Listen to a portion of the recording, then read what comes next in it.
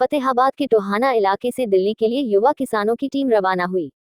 इस युवा किसानों ने टीम को दिया इमरजेंसी ब्रिगेड का नाम दिया है। दिल्ली बॉर्डर पर किसानों के साथ अगर होती है कोई भी धक्केशाही तो यह इमरजेंसी टीम रिएक्ट करेगी। किसान नेताओं के पीछे युवा किसानों की इमरजेंसी टीम तैनात रहेगी। किसी भी आपात स्थिति से निपटने के लिए तत्पर रहेंगे। चाहे छोटी सी चीज है उसके ऊपर एक भाषण देने की आदत हो चुकी है।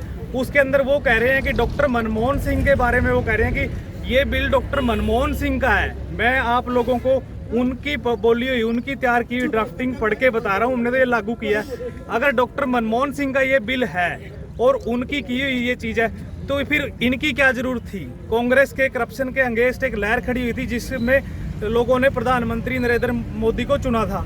अब ये कह रहे हैं कि मैं तो कांग्रेस की जो बनाई हुई ड्राफ्टिंग है मैं उसको लागू कर रहा हूँ। फिर आप लोगों की क्या जरूरत थी। और चाहे कोई भी पार्टी का था लीडर कोई भी, तो किसान इसके अंदर कहाँ फिट बैठते हैं। वो तो डॉक्टर मनमोहन सिंह ने ड्राफ्टिंग कर दिया, आपने लागू कर दी। किसान कहाँ है इसके अंदर, कौन लागू करने देगा। अगर कांग्रेस भी ये बिल लेके आती उसका भी किसान विरोध करते, आप लेके आए हैं तो आपका भी विरोध करते हैं। और प्रधानमंत्री जी से मैं ये भी कहना चाहूँगा कि आप कह रहे हो आपका एजेंडा क्या है। आप तो कांग्रेस के एजेंडे पे काम कर रहे हो। हर बिल के पीछे आप कह देते हो कि ये सोनिया जी ने उस टाइम पे बोला था, ये उनका बिल है, ये अपने मनमोहन जी का बिल है। और इसके अलावा मैं तो इसको लागू करूँ। अगर आपने लागू करना था तो हम कांग्रेस ही रख लेते। बीजेपी किस लिए आई थी। अच्छा, बीजेपी इसलिए आई थी कि अपना एक एजेंडा तय करे।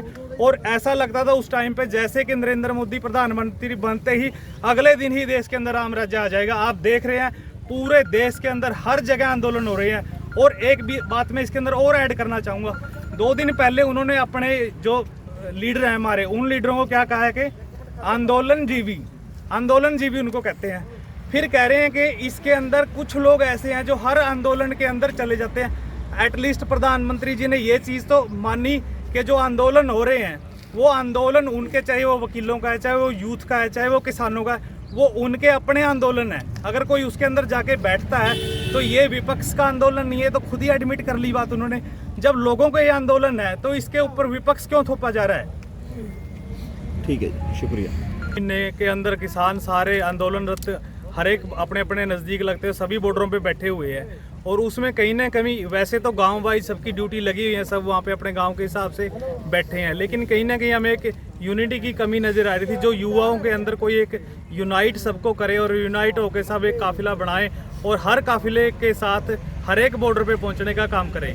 और ये एक ब्रिगेड तैयार की है, इमरजेंसी ब्रिगेड है। अगर कोई भी किसी भी प्रकार का कोई भी किसी के साथ जबरदस्ती होगी तो ये ब्रिगेड शांतिपूर्ण तरीके से हमारे लीडरों के पीछे खड़े होने का काम करेगी। कितना काफिला जा रहा है, कितने गाड़ियों का काफिला? आप देखो गाड़ियां तो देखो जी। आप मैं कुछ कहूँगा उस पर शायद ये बात सही ना बैठे। आप लोग इसको अच्छे से आइडेंटिफाई कर पाओगे।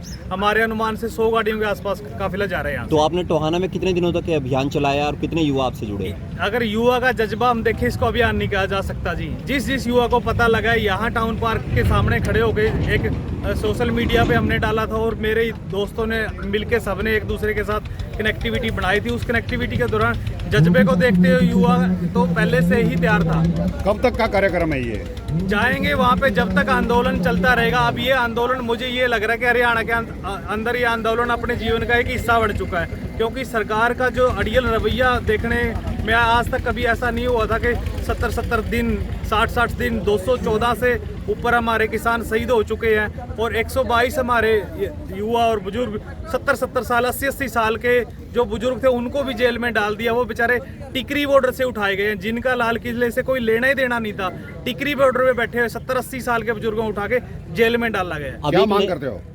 मांग तो आज से 60-70 दिन से यही चल रही है कि हमारे तीनों कानून जो है वो रद्द हो और जो हमारे युवा जेलों के अंदर बैठे हैं उनको साथ के साथ रिलीज किया जाए अभी। और एक एमएसपी के ऊपर जो कानून की मांग है कि एमएसपी के ऊपर जो खरीद की गारंटी है वो मिले। ये सारी जो मांगे हैं वो हमारे लीडरों ने पहले कर चुकी हैं। हमारा हक नहीं बनता हम नए सिरे से इसके ऊपर कोई टिप्पणी करें। हम तो सिर्फ हमारे जो बड़े बुजुर्ग बैठे हैं पंजाब से हैं चाहे कोई हरियाणा से है, 40 लोगों की शायद वो एक कमेटी है, हम तो उनके पीछे खड़े हैं। उनके आदेश के अनुसार, उनकी गाइडलाइन के अनुसार उनके पीछे खड़े होकर हम काम करेंगे। हम उनसे